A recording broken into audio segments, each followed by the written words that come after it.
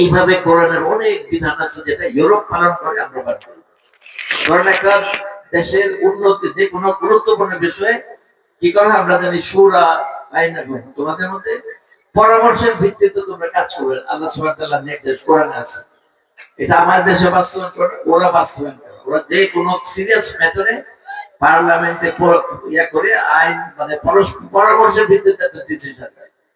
এইভাবে অনেক এক্সাম্পল আছে। কাজেই আমরাও যদি আবার কোরআনের দিকে ফিরে যাই, কোরআনকে ধারণ করি, আমাদের উন্নতি হবে।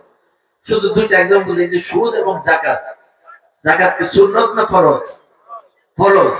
এটাকে এইভাবে আদায় করা হয় যেভাবে ইসলাম কোরআন বলছে, মোটেই করে। জাকাত আদায় করছেন রাষ্ট্রীয়ভাবে, গরিবদের মধ্যে বন্টন করছে। এবং এতে আমাদের দেশে যদি এটা চালু করতে পারে, আমাদের 3 থেকে 5 বছরের মধ্যে কোনো দারিদ্রতা থাকবে না।